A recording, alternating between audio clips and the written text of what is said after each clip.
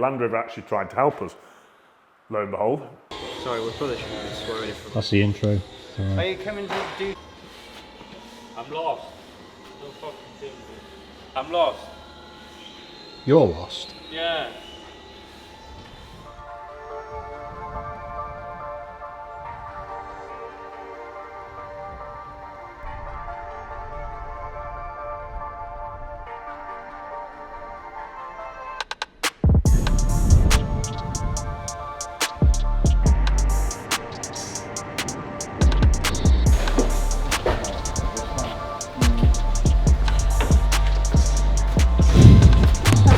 It all started working on a series in my dad's shed. I followed my dreams and joined the Marines, serving in Afghanistan.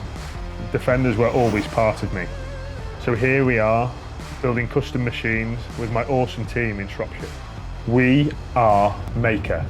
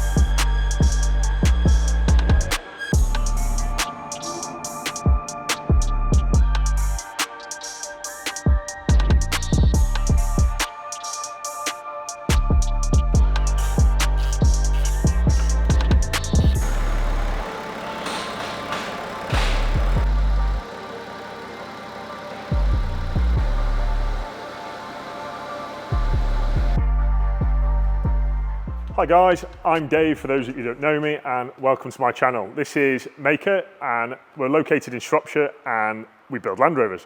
So our bread and butter, guys, is installing aftermarket engines in Land Rovers, basically the engines that shouldn't be in there, if you like. So this one is running a twin turbo BMW 330D out of like a 2011 X5, that kind of era.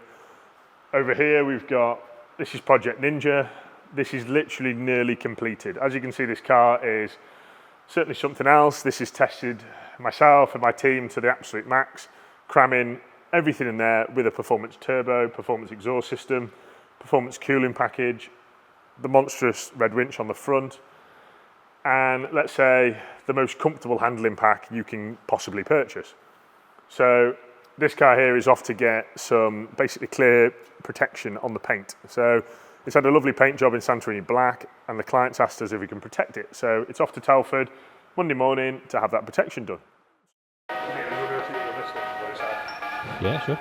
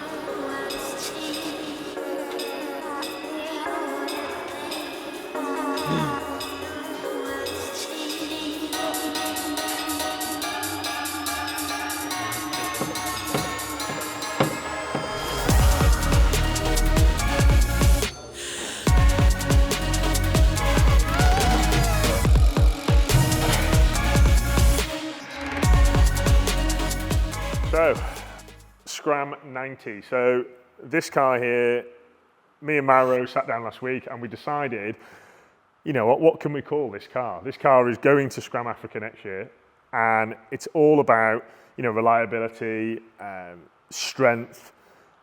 This car needs longevity, so it needs to be able to go across the Sahara and basically stay together and be reliable. So every single thing we're thinking about, so we've gone ATB diffs with upgraded heavy duty ring and pinions. We've gone upgraded prop shafts. The steering box was sent away to be meticulously taken apart and checked and inspected and put back together with decent nitrile seals, because those of you know, these steering boxes leak for fun. And what I'm sick of is putting these back together, and let's say the gearbox guys that are being penny pinchers, pinching like seals that are probably not even a pound. I'm like, put the best seals in there. If you charge me another 10 quid, you charge me another 10 quid. Just get on with it and do a quality job. And that's what I'm frustrated with. So over in my frustration, we've given this car, one of my father's, stage 3, 200 TDIs. This 200 TDI has been totally taken to bits. Block has been skimmed, shaved, you name it. Everything has been gone with. The crank has been balanced. The flywheel has been balanced. This is a Turbo Technics turbo. We're very fond of this turbo, but we are developing our own. And we're developing our own, guys, because Turbo Technics can't keep up supply with myself or anybody else in America, as I've now been made aware. So we're going to make our own, and we're going to bring 2022 technology into these 200 TDIs. So a bit of electronic VNTs. Yes, it's another thing that could possibly go wrong, but why not have the best power for your buck? Anyway, give me a few little updates what we're doing here. So as you see here, this is an upgraded brake servo, and our client wants the best brakes he can have. Mauro said to me the other day, Dave, I want brakes like that he struck. He said, I noticed when we were climbing down the dunes, those guys were nearly hitting us in the back end because they couldn't stop. So we've given him drilled invented front discs. We've given him upgraded rear discs on the back. I don't want to overbrake this 90 because 90s are light, right? The only added extras this car is going to have is a winch and a roll cage. Yes, it's going to be heavier, but this twin servo is greatly going to help. And yes, I'm giving a little secret away there, guys. So for those home builders out there that haven't got the money to bring your car to me, add a 110 ABS Master. We can supply a kit with this nice brake lines here that are totally designed for us. If you want a kit, guys, I can give you a billet adapter that will allow you to bolt this onto your original pedal box, and you can give yourself an upgraded set of brakes.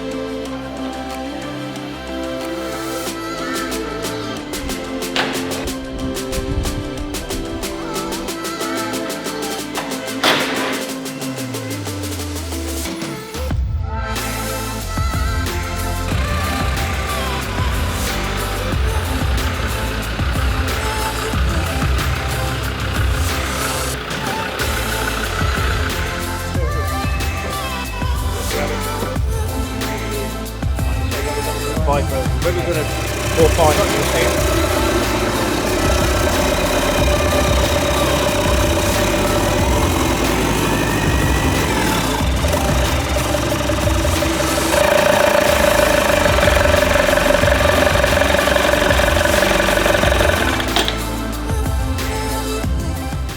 So guys, I'm going to give you a little insight of what goes on in this workshop and what areas things happen, if you like. So in here, guys, this is what I call my dirty room. So painting happens in here, blasting happens in here, and then basically, if you're going to do anything with fumes, you need extraction. In here we have pure breathing air, so the lads aren't getting horrible stuff in their lungs. We've got ventilation systems, so the rest of the guys in the workshop aren't suffering when someone's painting, you know, heavy chemical paints, etc., that kind of thing. So follow me. So this car in here, this is a 2015 Puma. So we noticed that when this car came in for its, say, prior inspection, Andrew brought this car in, I got it on the 4-poster, we had a look at it, and there was a lot of rust building up under here, and obviously this area here is exposed to everyday elements. So this is in your wheel arch, and you'll notice on all our other builds, we actually add Gwyn Lewis's, I think he calls them shit shields for something along those words, if you like. So we add those afterwards, so this isn't getting basically abused by stones, salt, all those kinds of things. And as most of you know, in the Puma world, Land Rover actually added these plastic guards because they knew their seat boxes were rotting out. So the stones are going to flick up under here and hit these. We always put these back on, guys, so it's a must-have. For those of you that ditch them and don't put them back on, they're there for a reason, okay? Land Rover actually tried to help us. Lo and behold, this car was totally wire-wheeled. Along here was blasted. Anywhere that we can't get into, guys, with a wire wheel or a blaster, sometimes you've got to be super careful, guys. So imagine we're in here and we are blasting the bottom edge of this line, right? You've got to be so careful because we don't want to upset the paint job. Totally different, guys, if the car is coming to bits for paint, but this one isn't, right? So we have to be careful. We have to be careful with tools because it's so easy just to slip and stick it up a panel. We used a product and it is called this here. So this is Kent, UK, rust converter. This stuff, guys, it's a shame I can't show you because it takes a couple of moments to cure, but when I sprayed this on here, obviously the steel on this car, you can see it eating into the steel, and it basically turns the steel purple where there's rust or where there's been traces of rust. So you can wire wheel something back as clean as you think it is. Spray this stuff on. It's not cheap, guys, but I tell you what, it'll save you ever having to do this again. So spray that on, and then our next thing is construction primer. So we use a 3-stage treatment. So rust converter, construction primer. So effectively, we're giving this car 3 layers of rust protection. And then the final finish, which you saw in last week's episode, was the tough coat. So this is a tough coat finish. You hear that? Right. It's almost like, I don't want to say it's Raptor because I'm not fond of Raptor. I've had Raptor come off in sheets. Okay, this stuff, guys, you get it on your face, you get it on your hair, and it's quite comical because it does not come off. Not for a few weeks when it's on your head. I know one of the colleagues once decided it was funny to put a stripe up the back of my head and made me look like a badger for a week, but there I go. I know it never comes off. So if you want your car protected, I can do something like this. If we have to split your body, I charge £1,500 for this service. So cleaning the underside, depending on how bad your car is. If it requires welding, guys, it's going to be more, obviously. So don't just assume that that is the flat rate. Like this one, guys, there was a lot of rust in the sills, and I didn't want to charge my client a fortune, you know, taking his doors off, taking the cappings off, taking the sills out, because that's a massive job, and it's also upsetting, guys, the geometry of this body. So there you have it. This is a tough coated 110 county station wagon, and it is going to meet its chassis next week. So it's on a brand new Marsland 110 chassis with an LT1 with one hell of a sexy exhaust for those of you that have seen it. Thanks again.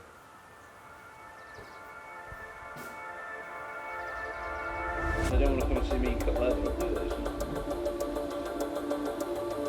Bought their outdoor fucking smoker and grill and everything as well. Can't do electric,